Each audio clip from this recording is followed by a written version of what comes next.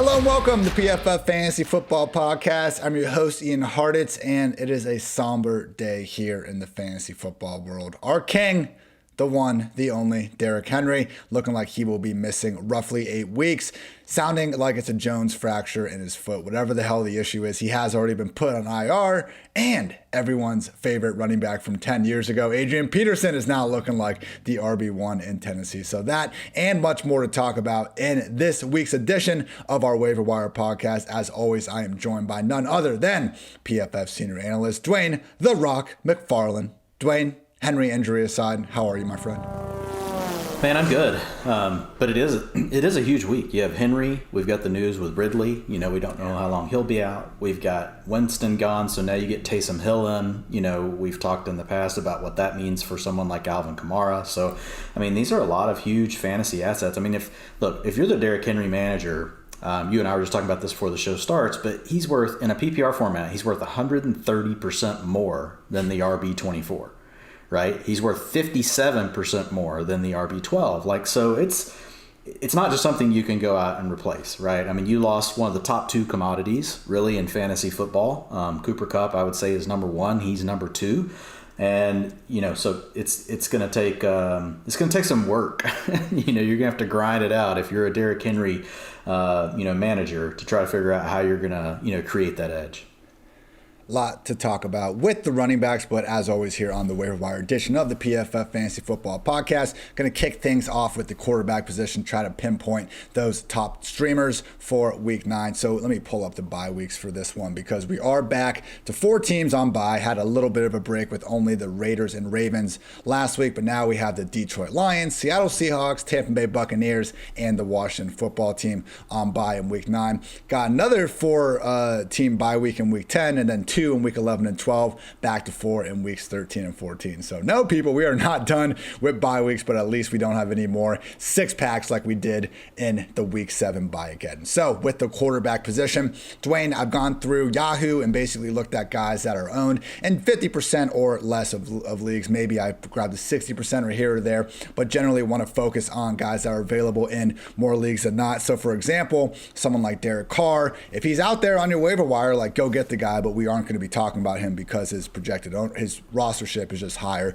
than what I'm trying to cut it off at. So with that said, top 5 weekly waiver wire quarterbacks for Week 9. Taysom Hill against the Falcons. So we don't know for sure if he's going to be back under center. Sean Payton didn't really give us any new information, just said we'll see if he plays next week. If not, it'll be Trevor Siemian. But with the news that Jameis Winston did unfortunately suffer a torn ACL, this will be Taysom Hill's job as soon as he is back under center. And last year, Dwain, it wasn't pretty, and I cannot overstate that enough. But what have we learned with Jalen Hurts this year? It doesn't really matter how pretty it is. Style points don't count in fantasy football. So Taysom Hill in 4 starts last year, QB3, QB11, QB7, and QB9 in fantasy football land. His 4 starts, if you just extrapolate those rush attempts over a 16-game season, 156 rush attempts. That would be the 3rd highest single season mark ever, behind only Lamar Jackson. So Dwain, I also got Tua versus Houston, Carson Wentz versus the Jets, Daniel Jones versus the Raiders,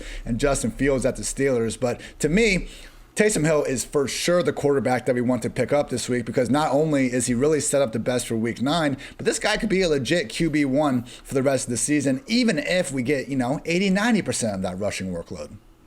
Yeah.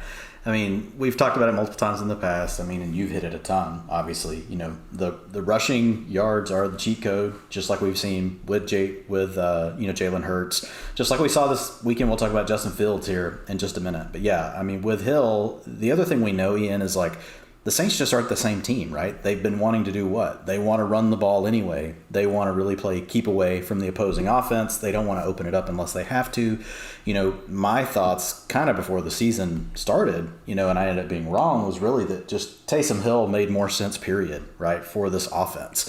If Jameis Winston wasn't going to give them something that really helped them bring a new element to their offense and help them open things up, which I don't really think that he has. I think they've spent more time trying to make sure Jameis doesn't fumble, doesn't get sacked, doesn't, throw picks. I think a lot of the way that we've seen the Saints play has been because of that. And so now I think Taysom Hill just fits into what they're wanting to do. And so, yeah, I would put him at the top, of this list. And I know we'll talk about the rest of the guys.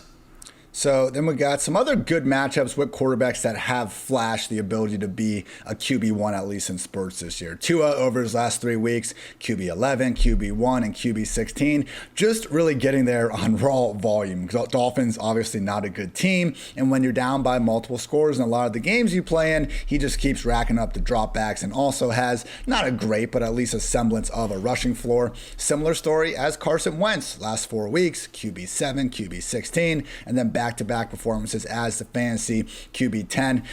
Dwayne, just as a fun side note, I mentioned this on our game-by-game breakdown pod, which all of you can find. It was released late Sunday night.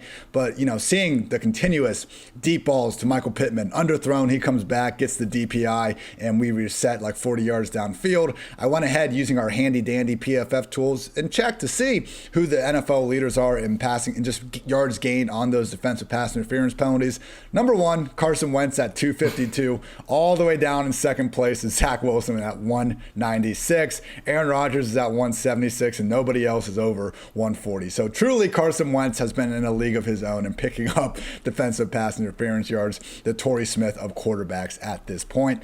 We also have Daniel Jones against the Raiders. We'll see how he performs on Monday Night Football. We're recording this at 5 p.m. on Monday afternoon. But before his concussion against the Cowboys, this dude was the QB12, QB4, QB24, naturally when everyone played him against the Falcons, and then the following week, QB7. So the big issue since coming back from the concussion, I wouldn't even put on Jones more so as I put it on not having his top 3 receivers. A little bit hard to put up fantasy points when that's the case, but he does have a pretty promising schedule. Obviously, the Chiefs on Monday night, but after that, the Raiders, the Buccaneers, the Eagles, and the Dolphins over the next 4 weeks. And then finally, there's Justin Fields, and Dwayne, it's just tough, man. We got the 101 rushing yards last week. We got the touchdown, but as you brought up in the breakdown, so much of that was just on scrambles. And hey, as great as that one game was, we also have another 5 or 6 games that Fields isn't going to be that sort of dynamic fantasy scorer. So out of this other group, I would go Daniel Jones, then Tua, then Wentz, then Fields. What say you? Yeah, I would start with Taysom Hill, then Daniel Jones. Right. Then Tua, then Fields, then Wentz. Okay. Yeah. And so, I mean, you could look, if you're just looking for pure upside, like, it's fine. If you're looking for pure upside and you think that Fields offers you the second most because what you saw on the field last week is what you're now going to see every week, I mean, I get it. Like, so if you're going for pure upside, I think you do put Fields in the same tier, with Taysom Hill. But I'm with you. I've seen, 8 weeks, basically, 7 weeks. We have truly 7 weeks, right, of Justin Fields. We haven't seen him get over 209 yards passing yet, despite, we really do like the rushing. But, you occasionally want to see a 300-yard passing game, Ian. You occasionally want to see a 2-touchdown passing game. We haven't seen that yet. We've only seen he's got a touchdown pass in only 3 games, and it's single digit. So I still have concerns with Justin Fields. It was nice to see him kind of get going this week. So I get it if some folks want to argue for that upside, and I wouldn't necessarily argue against it. I lean into the fact that I've got 7 data points, and 6 of them tell me that this is not Justin Fields.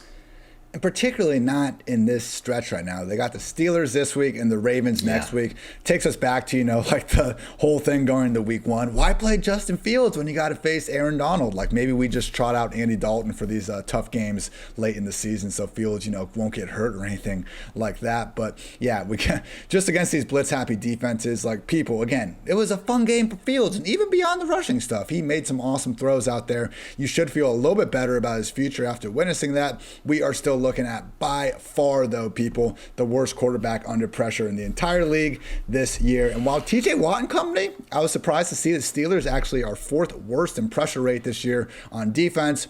You get to face the Bears offensive line. I think that could be a bit of a slump buster for those guys. So everyone, again, for the quarterbacks you want to go try to pick up on the waiver wire, number 1 by far, Taysom Hill. After that, we're rolling with Daniel Jones. After that, we got Tua. And then Carson Wentz, Justin Fields, a little bit of a dealer's choice. But Taysom, Jones, Tua, those are our big 3 ahead of week 9.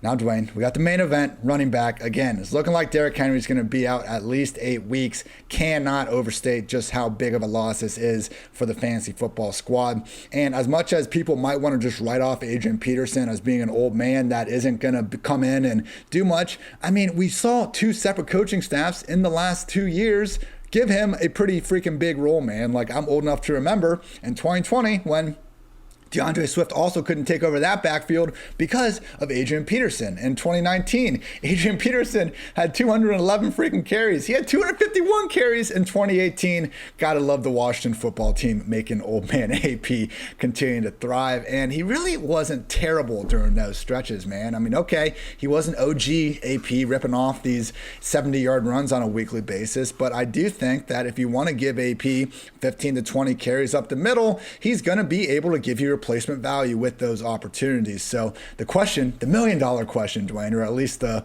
however many fab dollars you have left question, what sort of role should we be expecting here? Because Jeremy McNichols is the incumbent backup here. He is a primary pass down back, but seemingly not completely incapable of handling some rush attempts. And we also have, we got Dontrell Hilliard and Dwain, since you're now the resident pronunciation expert, Mekhi Sargent. And if I'm wrong on that, okay, there we go. Mekhi Sargent. Thank you, Dwain. You got it. And I tip my cap to you. But yes, we got all these parties involved. Tell me how you think this goes down. Yeah, so I think, number one, we're not going to see quite as much much rushing, right, from the Titans. I think they'll still remain, run heavy. But whenever your backfield is this, I kind of look at it like the Ravens, right? When we had J.K. Dobbins and whenever we had Gus Edwards and you had all these other weapons, you're going to run the ball a little bit more than whenever they're all gone, despite, the fact that the Ravens were a very rush-heavy team. We're seeing them pass the ball 11% more than what they did last season. And so I expect, the passing to go up a little bit. I would guess that Adrian Peterson will handle probably 60 to 70% of what Derrick Henry leaves on the table. You already mentioned it. Look, McNichols has already been the tertiary back, or the change of pace and the long down and distance, the passing down back. His role is going to stay the same, but I expect him to probably pick up another 20-30% because I don't think they'll just want to give it all to a 36-year-old Adrian Peterson. You could see Sargent work in a little bit as well. It could turn into more of a three-way backfield, but I think primarily it will funnel through Peterson and McNichols, but we will see them throw the ball a little bit more. They really need Julio Jones to get healthy, Ian. Yeah. Because they need more weapons. They just don't. They're going to want to continue to run enough to be able to really try to utilize play action, because that's what helps make A.J. Brown and Ryan Tannehill so successful. So they're not going to want to totally get away from that. But I think we will see more targets to Brown and more passing. So if, look, we're moving into week 9. In fantasy football. So a lot of you folks have 3 weeks in your regular season, 4 weeks in your regular season left. Some of you may have 5 if your league expanded due to the extra week that we have in the NFL season now. It's no time to be shy. I know Adrian Peterson's 36 years old, but really what else is going to happen at this point is the way I look at it, Ian. And the other thing, you do have to judge your league. You're looking to see what all's on the wire, what's available, that sort of thing. But if you're in a larger format league, and you've really just got one back, or you've been, just kind of, struggling along with 2 mediocre players and you need a third one, which is kind of what I think Peterson will be. I think he's going to be, and not to steal your thunder here, Ian, but I do think he's a low-end RB2, is the way we kind of got to approach him for now. But he could have some games, where he scores, 1 or 2 touchdowns, and then that's going to give you that RB1 upside. We're just not going to see all the big plays that we saw, like with Derrick Henry. You're not going to see, the 70 and 80 yarders. Adrian Peterson is just not going to give you those. Usage-wise, is it fair to kind of predict this as, putting week 8, I don't want to get mad again, Dwain. It's a good Monday. I don't need to get mad. Putting week 8 aside, kind of like the Gibson-McKissick dynamic in Miami, that's what we could see here. I think with so. AP and McNichols. Okay. I do. I think, that's way simpler than what I just said. Why didn't you just shut me up? That's actually a perfect comp. There we go. And I did just want to point out that the last time we saw this offense without Henry was in week 16 of 2019. Henry, was resting his hammy, naturally comes back in week 17 and rushes for over 200 yards. But in that game, like you said, Dwain, they're going to pass the ball more seemingly, but I don't expect them to fully go away from what has become their identity. So in that game, they lost 38-28 to the Saints, and Ryan Tannehill only threw the ball 27 times. So you got to get Dion Lewis 15 carries. You got to get something named DeLon Dawkins 9 carries. And I have never heard that name before this podcast. And that was actually the game where A.J. Brown got a little pitch in the backfield and took his rush attempt 49 yards to the house. So, hey, get AJP some rush attempts Wouldn't be the worst thing ever. So, yes, we are prioritizing Adrian Peterson as the primary ad of the week. And yeah, Dwayne, I mean, last week we thought we had Kenneth Gainwell dropping into our lap, and we all saw how that one worked out. So at this point in the year, it is tough to think, barring just Zeke or Dalvin Cook or someone just random going down, getting hurt, and a Pollard Madison type player coming out of nowhere. But even then, I feel like in more leagues than not, those clear-cut handcuffs are usually scooped up at this point in the year. So go get Peterson and McNichols, man, particularly in full PPR. It wouldn't be shocking if he ends up being the higher fantasy scorer in this backfield. Don't be afraid to go get either guy. After that, Dwayne, it gets gross in a hurry. I'm not sure how I missed. Maybe I just wasn't paying close enough attention during our pod last night. Carlos Hyde had 8 targets in a football game in the year 2021. We just wanted to ignore it. And okay. Now you have to bring it up. I don't even know why you have to bring it up. Yeah, Laviska Shenault can only play 60% of the routes, but Carlos Hyde can get 8 targets. Only in Urban Meyer's world can this happen. Look, Dwayne, speaking of Visca, if we get, because James Robinson with this ankle injury, they're considering it day-to-day is my feel on it. So perhaps he misses week 9, but it doesn't sound like a long-term thing. Let's say Robinson misses this week. Let's say Carlos Hyde, Marvin Jones, Jamal Agnew, and Dare Ogunbowale all get sick and can't play. Then Laviska, man, could actually be looking at a solid role. If we can just get another 5 guys to go down in this offense, Visca will be fine. In all seriousness, no, it sounds like Robinson has a good chance to play. Let's say for the sake of argument that Robinson is out for at least this week. Dwayne, I don't want to just become a, what's the right word? Broken clock, but Carlos Hyde probably would be a low-end RB2 with this workload. 66% snaps, while Dari only had 20% last week. Volume is volume, Dwayne, and for whatever reason, Carlos Hyde seems like he's the man to get all of it in Jacksonville. Yeah, we need like a buzzer. We need a sounder. We need something. A bell. Yeah, like I would prefer it be sounding like a piece of paper getting wadded up and thrown in the trash can every time you're about to say low end RB2. That's something like that. So the way you're going to approach Hyde from a fab standpoint is just, you're basically sizing up the rest of your league mates. If you really need someone for this weekend, and you're looking at, what do their rosters look like, and then you're just making an appropriate size bid. I mean, you could be without Leonard Fournette. Not that it's anything great with the Seahawks, but there's a couple backs there you could be missing if you're missing DeAndre Swift, or if you're without, Washington's running backs this week and you really need someone. I'm thinking somewhere between 5 and 7% probably gets it done for you, Ian, unless you think there's another really desperate fantasy manager in your league. But that's the max, because I'm with you. I don't think you're going to probably want to use him after 1 week, and you may not even really like what you get in the 1 week. Philadelphia Eagles, mentioned before, the Kenneth Gainwell misery that we all got put through, ended up having 13 carries, 12 of them came in the fourth quarter. Rewatching that game today, for whatever reason, the one thing they did trust Kenneth Gainwell to do was to do like a throwback pass to Jalen Hurts. And it was actually pretty cool, man. They pitched it out to Gainwell. He throws it back to Hurts, who catches it one-handed, has 2 players like rushing at him, and he finds a way to complete the pass to Goddard downfield. I mean, it is funny it's not funny. I think it's actually kind of shitty that guys like Hurts and Lamar, we just make such a big deal about the things they can't do instead of focusing on like an athletic task in a completed task like that maybe 5 other quarterbacks alive could like even dream of pulling off as well as Hurts did. But that aside, we have Boston Scott and Jordan Howard both get 2 touchdowns. We have Miles Sanders seemingly out at least until, what's it going to be, week 10. The Eagles' bye is all the way in week 14. So, Dwayne, do we want anything to do with either Scott and Howard? Because you look at the schedule, we don't have any more matchups against the Lions. We got the Chargers, Broncos, and Saints, and then seemingly Miles is coming back. I'm inclined to let someone else in my league take whatever Eagles running back they want. Yeah, because I just don't think you're going to know who to use. Yeah. I mean, they all get involved. Gainwell's the closer now. You got Jordan Howard as basically the relief player, and then you've got Boston Scott, starts the games. But they're all 3 involved, which means, one, we've got a team that trails the 5th most in the NFL. They trail by 4 more points on 57% of their plays.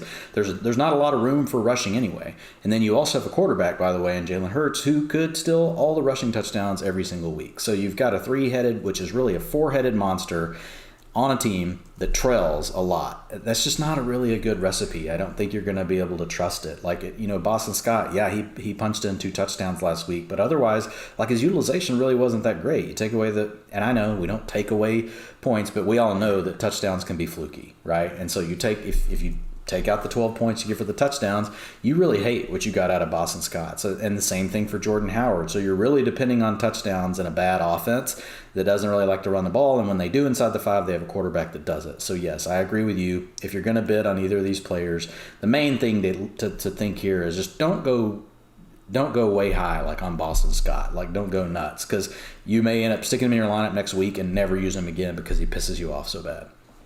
You guys know when someone in your league makes like a ridiculous waiver claim and it's Tuesday or Wednesday morning in the group chat and then like everyone's making fun of them, you will be that person if you go splurge on Boston Scott. Don't be that person, people. Just take it easy, man.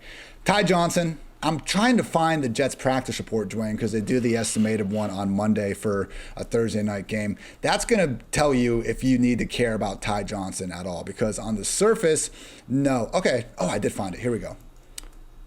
Carter is not on it. Fantastic. Okay, I saw that he had like a shoulder issue somewhere, but don't worry about it. Not even listed on the estimated injury report. We are good to go. Michael Carter and Tevin Coleman remains a DMP with the hamstring injury. So Michael Carter, hey, if he's out there, like, go get him. Dwayne and I told you freaking after their bye, I think it was even during the bye, we said, like, go get this guy now because his role is going to increase afterwards. So kudos to us there. But I don't think we want to mess around with Ty Johnson here, Dwayne. Yeah, it's worked out over the last 2 weeks, largely on the back of 6 catches, 65 yards. And then last week, 5 catches, 71 yards, and a score. The problem is he did it on just 32% and 29% snaps. So if you are desperate, then okay, I guess you could do worse than someone that has shown the ability to catch 5+ passes. Mike White is the league's most check down heavy quarterback, and that is backed up by quantifiable evidence.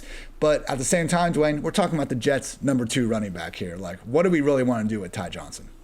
Yeah, I've released him off of most of my teams, and I play in some really deep formats. But I've got him hanging around in a few. Like, his role is pretty much set. He's going to get about 30% of the snaps. He's going to be out there on passing downs. If to some extent, we're seeing Carter take over more and more of that. So I mean, he can get you 10 to 15%. The targets. I think of him more along the line of like a poor person's version, a very poor person's version of like a James White. Like what Oh, maybe he's like, so he's above Brandon Bolden, but he's below James White. So yeah, Ty Johnson. And look, you made the biggest point. Like this is the Jets. Like, how much do we really care, about the backfield beyond Carter? Same sentiment with Jarrett Patterson at Washington. Like, yeah, he took some carries out of this. He had 11 carries and a target on 16 freaking snaps because, of course, we got to get Jarrett Patterson that involved. We can keep comping Gibson to CMC. Ron Rivera, late last week, Dwayne, gave an interview where he literally keeps feeding this BS to everyone, saying that they think they just scratched the surface on what Antonio Gibson can bring to the table. Like, quit putting a freaking microphone in front of this dude's face, asking him anything about Antonio Gibson. But all that stuff aside, Dwayne, we don't want Jarrett Patterson. He's on a bye this week. And what? We want a number 3 running back, probably number 3 running back, more weeks than not in another atrocious offense. Couldn't be me. Yeah, so, I mean, Patterson's just a stash play, really. Right. I mean, Okay. we've talked about him as a stash play in the past. So if you already had him stashed, it's fine. It's obvious that they're a little bit worried about Antonio Gibson, even though they finally took him off the injury report and said he was a full participant in practice last Friday. So look, Patterson, you can't start him, but of the other players that we have on here, as far as being, a true cuff, like he really is, I would say he's still a cuff, I guess Ty Johnson would also be a cuff too, since Tevin Coleman can't get going, but like Bernard Scott and Jordan Howard, like it doesn't really matter. There's too many players there, and you're eventually going to get Miles Sanders back. We know he's not injured for the season. Carlos Hyde is more of a 1-week thing. It's an older player, so you can't use Jarrett Patterson right now. That's the difference between him and some of these other guys. So out of this group, I think we made it pretty clear, Adrian Peterson is the go-to waiver wire ad of week 9. Behind him, and I would even say it's like 1A, 1B, Jeremy McNichols. After that, big gap, Carlos Hyde, someone that might give you 1 week but isn't going to give you any more. After Hyde, I would say Johnson and Patterson are the same, but the difference is you could use Johnson in a pinch right now. Right. Because he gets more Patterson's on work. bye, so I'll give Ty the nod over him. And he's got more standalone value than Patterson. Patterson is a cuff really only, despite the fact that he got more work this past week. And then I almost just think adding the Eagles, anyone from the Eagles is going to make your head hurt more because, you're not going to start them in the right week. If you want to put them ahead of Patterson and you just need someone, I get it. But I would rather have Hyde. I'd rather have Ty. And I'd definitely rather have the Titans guys over the I agree. I think that's the order. You could put those two in the same bucket as Ty Johnson. But I like Ty Johnson slightly more just because we know what his role is for the rest of the season. Like Boston Scott will be a 0 when Miles Sanders returns. And so will Jordan Howard. So that's kind of the difference.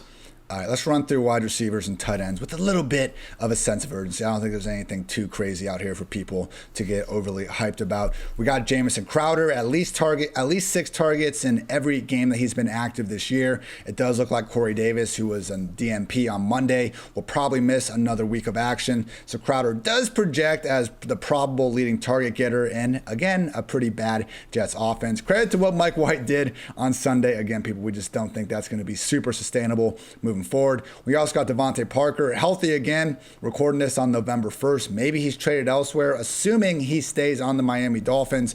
He's going to be the number 1 or number 2 during any given week, and we have seen Tua put up some numbers. Obviously, does have the good matchup against the Texans this week. Brandon Ayuk, Dwayne, as we talked about on the game-by-game breakdown pod, he did finally get his every down snap role, or pretty close to it, back. We have seen the usage take a turn for the positive. We do also have George Kittle coming back. Van Jefferson caught a nice 68-yard bomb yesterday. D-Jack's seemingly leaving, or at least out of the picture is great news. And Tutu Atwell got hurt on the punt return. I do wonder if Tutu getting hurt could maybe make the Rams say, yeah, Deshaun, we know you want to leave, but deal with it. We have you under contract.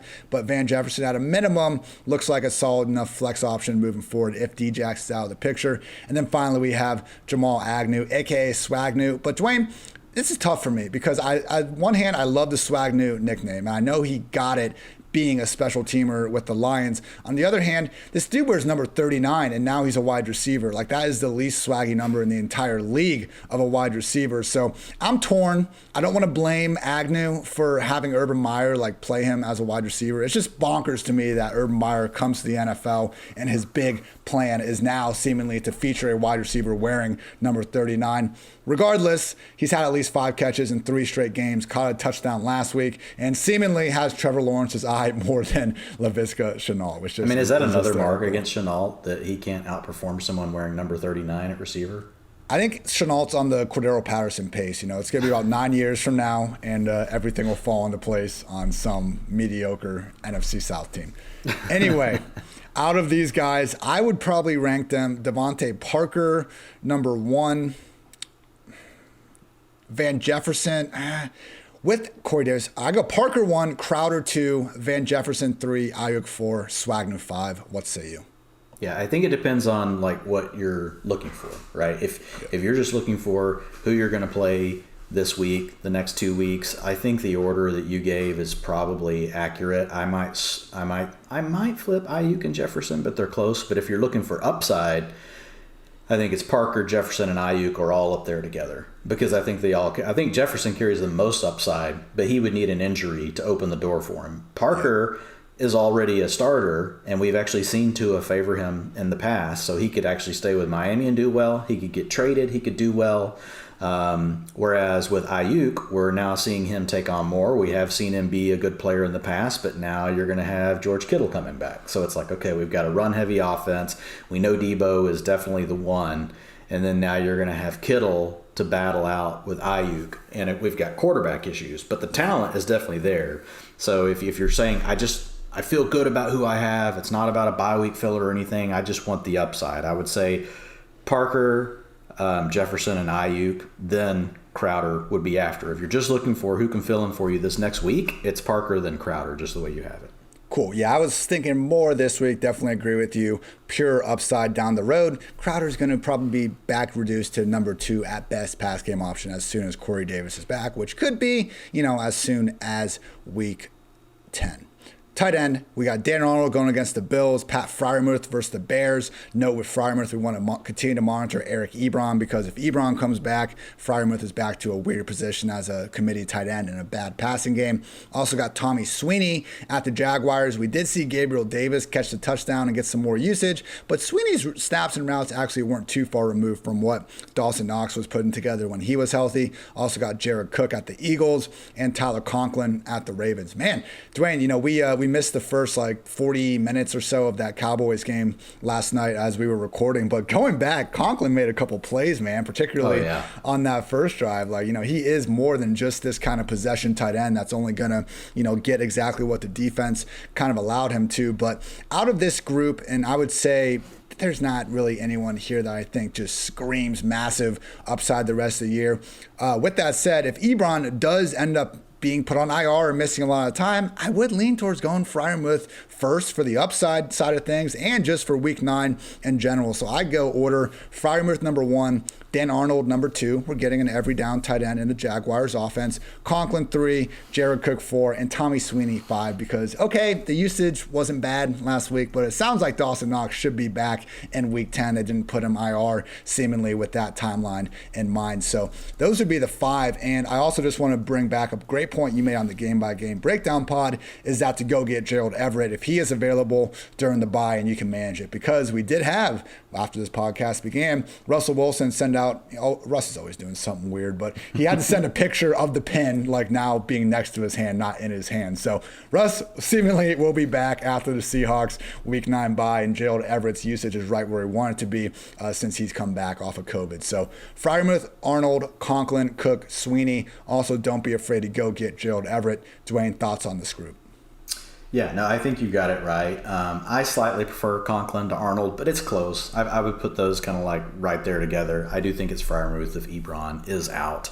And then, Cook's right there too with Arnold and Conklin. I mean, the way I look at these guys, all three, none of them are the top option in their passing game. None of them are getting to 80% of the routes, but they're typically around 70%. They all really profile, the same way. And then you have the drop off where it goes to Sweeney. And I would even say, Everett's one tier above Sweeney. He's not quite in the Arnold, Conklin, Cook group. He's hoping to join that. He's got the routes now, but he just needs his quarterback to actually pay enough attention to him that it matters. And we can call him a low end, tight end 1 / high end tight end 2, depending on do they catch a touchdown or not. I think that's really what we're looking at with all of these guys. And people, I just wanted to say that if you've enjoyed this podcast, if you've enjoyed PFF in general, you can get 25% off any PFF subscription if you use code FANTASY. We have grades and data live for every single player who logged a snap last week. Go check out the highest graded players from week 8. Again, code FANTASY to get 25% off any PFF sub. You'll get all of PFF's locked article content, including Dwayne's utilization report, my wide receiver cornerback breakdown, and Nathan Yonke's waiver wire 5 to add, all that and so much more. Weekly player rankings, strength of schedule tool. We got our college football and NFL betting dashboards, grade powered projections, and more. It's 25% off a sub that is directly designed to try to help make you money and the sort of things you're gambling on already. So again, support the pod, become a smarter fantasy and real life football fan by using promo code FANTASY for 25% off any PFF subscription. And also, NFL fans hungry for a big win this week? DraftKings Sportsbook, an official sports betting partner of the NFL, has you covered. New customers can bet just $5 on any NFL team to win their game, and if they do, you win $200 in free bets. Winner, winner, chicken dinner. It's that simple. Bills got the Jaguars this week, so I would say bet Buffalo. Download the DraftKings Sportsbook app now and use promo code PFF. Bet just $5 on any NFL team, aka the Bills, to win their game and win $200 in free bets if they win. You win with promo code PFF this week at DraftKings Sportsbook, an official sports betting partner of the NFL. Must be 21 or older. New Jersey, Indiana, or Pennsylvania only. New customers only. Minimum $5 deposit, $1 wager, 1 per customer. Restrictions apply. See DraftKings.com/sportsbook for details. Gambling problem? Call 1-800-GAMBLER. Finally, whether it's football success or financial savvy, the right questions help set the stage for winning strategies. Western and Southern is teaming up with PFF's very own Cris Collinsworth to share insights that can help put you ahead on both your fantasy and financial scoreboards. Want to hear about Chris's old playing days or behind the scenes with Al on Sunday Night Football? How about a need to know for your financial future? Now you can ask about either or both, and every football or financial questions you ask earns you a chance to win a catered party for February's big game. Check out the Cris Collinsworth podcast and Western and Southern's Instagram for answers to the best questions each week. Submit your questions at westernsouthern.com/askchris. One more time, that is westernsouthern.com/askchris. If you're watching on YouTube, check out the link in the description below. Remember, at Western Southern, you can rest assured on game day. Dwain, it's week 9. We've done our waiver pod. Tomorrow we got our game-by-game breakdown pod previewing week 9. You can find that up on Wednesday. We'll have a guest, special guest, baby, none other than former Broncos cornerback Aqib Talib will be answering 10 questions on Thursday, DFS on Friday, and I will be out in Miami this weekend, so Dwain and Andrew will be giving you guys the injury goodness on Friday evening/Saturday morning. Anything else you want to get off your chest, Dwain, before we talk for like 2 hours tomorrow afternoon? No, man. You've gotten everything off of my chest that I need off of my chest for the moment. Great day to be great. As always, Mr. McFarland. For Dwain, I'm Ian. Thank you as always for tuning in to PFF Fantasy Football Podcast. Until next time, take care, everybody.